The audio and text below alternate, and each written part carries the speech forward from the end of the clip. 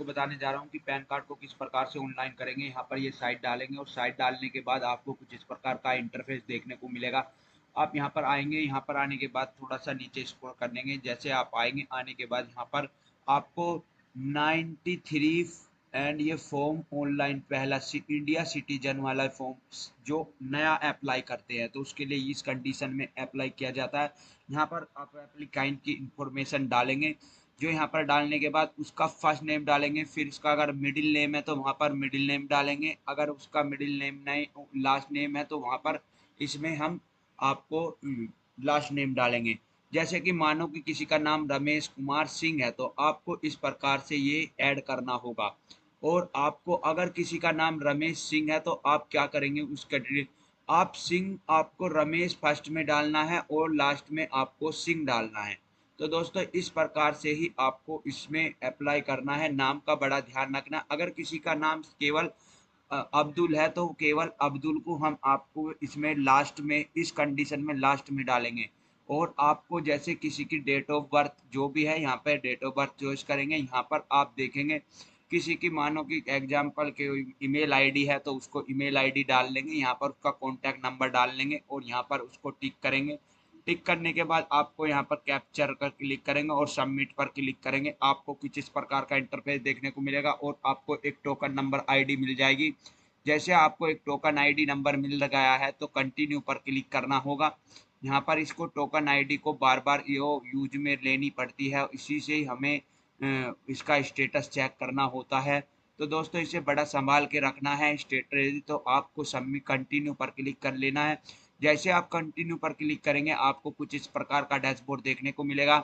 आपको यहाँ पर इन तीनों में क्या कंडीशन है, जो अगर आप ऑनलाइन वाला पहले ही चॉइस करेंगे तो आपको केवाईसी द्वारा आपको आधार मिल जाएगा, मतलब पैन कार्ड बन के आ जाएगा आपका। और इस कंडीशन में आपका फिजिकल पैन कार्ड आएगा जो कि आपके डाक द्वारा आएगा, ऊपरले वाले में आपका डाक द्वारा नहीं आएगा। तो हम इस कंडीशन में ये तीसरे वाला ऑप्शन नहीं देंगे, बीच वाला ऑप्शन लेंगे और आगे की प्रक्रिया करेंगे। जैसे हम आपके आगे की प्रक्रिया में आधार के लास्ट अक्षर डालेंगे, 4 अंक, जो भी किसी का आधार हम अप्लाई कर रहे हैं इसमें लास्ट अंक डालेंगे और इसमें एग्जाम्पल में उसका नाम डालेंगे। जो भी उसके आधार पर रिलेटेड होगा नाम उस आधार से ही मैच कर कर डालना है। उसके पापा उसके फुल नेम डाल लेंगे। जैसे आप फुल नेम डालने के बाद यहाँ पर मेल फीमेल को चॉइस कर लेंगे, यहाँ पर फादर का नाम डालेंगे जिस कंडीशन में जो कोई आपका। तो दोस्तों यहाँ पर आप अपने फादर का नाम डाल सकते हैं। फादर का नाम डालने के बाद आपको यहाँ पर कंटिन्यू पर क्लिक करना होगा। जैसे कि आप फादर चॉइस करेंगे जिसमें आप यस, यहाँ पर यस करेंगे, फादर नेम चलेंगे। ज़्यादातर पैन कार्ड फादर के नाम से बनता है तो इसलिए फादर का नाम डालेंगे और नेक्स्ट पर क्लिक करेंगे। जैसे ही नेक्स्ट पर क्लिक करेंगे दोस्तों आपको कुछ इस प्रकार का इंटरफेस देखने को मिल रहा है। आपको नो इनकम का जब इस जो कोई जीएसटी वगैरह कोई सैलरी करता है तो उसमें टिक करेंगे। इस कंडीशन में कोई बिजनेस वाला है तो उसकी बिजनेस में क्लिक करेंगे। अगर आपको कोई कमाने वाला नहीं है या किसी तरीके से नो कोई इनकम है, मजदूरी करता है तो नो इनकम पर क्लिक करेंगे। जैसे हम यहाँ पर क्लिक करें हैं तो यहाँ पर क्लिक करेंगे। इस कंडीशन में ये मजदूर है तो यहाँ पर हमने कर लिया है नो इनकम। नो इनकम पर फिर रेसिडेंटली नीचे को आएंगे। रेसिडेंटली और ऑफिस कौन सा एड्रेस पर पते पर आप पैन कार्ड को मंगाना चाहते हैं आप उस पर टिक करेंगे। टिक करने के बाद आप यहाँ पर कोई भी अपना एड्रेस डाल सकते हैं जो आधार में है, वो एड्रेस वाला इसमें डाल लेंगे। जैसे हम इस कंप्लीट कर लेते हैं तो हमने यहाँ पर डिटेल डाल लिया है और यहाँ पर डालने के बाद नीचे को जाएंगे, मोबाइल नंबर डालेंगे कस्टमर का, यहाँ पर उसकी ईमेल आईडी डालेंगे, एग्जाम्पल में हमने दिया रखा है। और यहाँ पर उसमें आपको इंडिया कौन सा आपका एसटीडी कोड है उसको डालेंगे। जो उसको चॉइस करने के बाद आप यहाँ पर एसटीडी कोड को डालेंगे, जो भी आपका एसटीडी कोड है। और उसमें रेसिडेंटली में कौन सा आपका पर ये जो मंगाया जाता है पैन कार्ड, इसको चॉइस करेंगे। जैसे आपके इसमें आता है केस में आप नो भी रखना है, ये नो होता है जब फॉर्म को भरते हैं। और नेक्स्ट पर क्लिक करेंगे। जैसे आप नेक्स्ट पर क्लिक करेंगे ये अपने आप से डिटेल ले लेता है, जो एजेंसी कोड होती है, ये अपने एसी कोड होते हैं, जो भी ये कोड है ये ऑटोमेटिक ले लेता है। इसमें अपना जैसे ये ले लेता है तो उसको आगे, अगर किसी केस में नहीं आता किसी का ये कोड, तो आप इस तरीके से अपना स्टेट चुनेंगे, सिटी चुनेंगे और एज नेम डालेंगे, एरिया नेम डालेंगे। और जैसे आप एरिया नाम डालेंगे तो वहाँ पर अपने आप कोड जनरेट हो जाएगा, जोन से अपने एरिया का कोड है वहाँ पर चॉइस कर लेंगे। आप यहाँ पर कुछ ऐसे टिक करेंगे और जैसे यहाँ पर टिक करोगे तो आपका ये सब के जो कोड है ये कोड उसमें फिल हो जाएगा। जैसे फिल हो जाएगा तो आप नेक्स्ट आगे पर क्लिक करेंगे। प्रूफ तो ऑफ दोस्तों एड्रेस और जैसे proof of date of birth. जैसे दोस्तों आपको देखने को मिल रहा है कि आय का आपका आइडेंटिटी प्रूफ क्या डालोगे आप इसमें, तो उसमें उस कंडीशन में आधार चॉइस कर लेंगे। इसमें ऑप्शन निकलते हैं बहुत सारे, जो भी आपके पास होगा वो उसमें आप लगा सकते हैं। तो हम इस कंडीशन में हमारे पास आधार है तो हम आधार लगा लेंगे इसमें।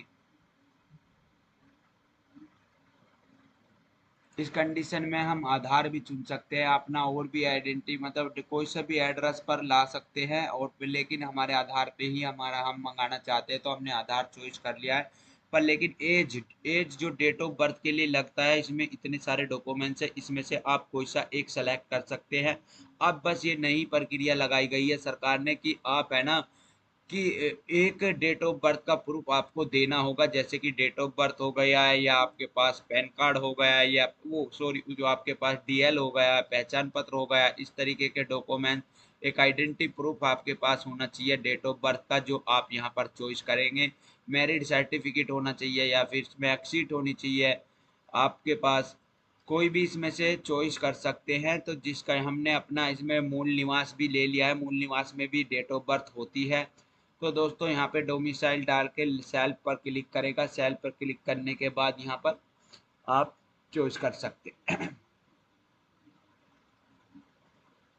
तो सेल्फ कर लिया, सेल्फ के बाद स्थान में डालेंगे आपका जो भी आपका जिला है उस जिले को डाल लेंगे, और यहाँ पर उसका नाम आ जाएगा देखने को मिलेगा। यहाँ डिस्क्रिप्शन में आप 1 डाल लेंगे या 2 3 इस तरीके से कोई भी इसमें संख्या डाल सकते हैं।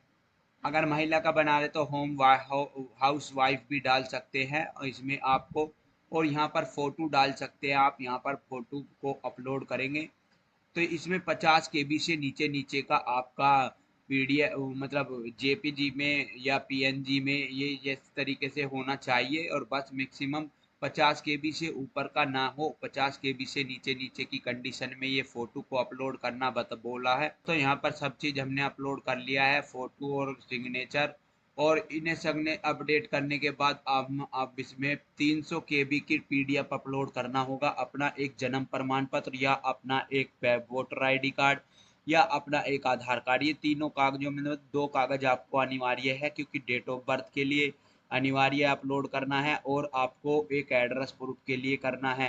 तो एक का की 300 केबी से नीचे नीचे की पीडीएफ आधार की होनी चाहिए, और जन्म प्रमाण पत्र की या अपने पहचान पत्र की या दूसरा जो प्रूफ लगाएंगे उसमें आप कोई भी चॉइस कर सकते हैं। तो दोस्तों इस तरीके से पीडीएफ सब अपलोड हो जाएगी, और अपलोड होने के बाद आप सबमिट पर क्लिक करेंगे। जैसे आप सबमिट पर क्लिक करेंगे तो दोस्तों हमने अपलोड कर लिया, सबमिटेड हो चुका है, प्रोसेसिंग। अब आधार के 6 डिजिट आपको यहाँ पर डालने हैं, 8 डिजिट आपको डालने हैं, और यहाँ पर डालने के बाद आपको सारा चीज़ को प्रीव्यू देख सकते हैं। और नीचे की ओर चलेंगे, जैसे नीचे की ओर चलेंगे लास्ट में प्रोसीड पर क्लिक करना है। जैसे आप प्रोसीड पर क्लिक करेंगे आपको कुछ इस प्रकार का डैशबोर्ड देखने को मिलेगा। आप यहाँ पर आएंगे और ऑनलाइन पेमेंट करेंगे, जिस प्रकार से भी आपका ऑनलाइन पेमेंट होता है, नेट बैंकिंग से कर सकते हो आप HDFC से कर सकते हो, मतलब किसी भी प्रकार से आप पेमेंट कर सकते हैं। तो हम आपको ऑनलाइन ये पेमेंट इस वाले पे क्लिक कर सकते हैं, कोई सा भी चॉइस कर लेंगे और आई अगेन पर क्लिक करेंगे और प्रोसीड पर क्लिक करेंगे, और आपको पे यू कन्फर्म पर क्लिक करना है। आपको भीमा पे, नेट बैंकिंग और यूपीआई से कोई सी भी कंडीशन में आप अपना पेमेंट कर सकते हैं।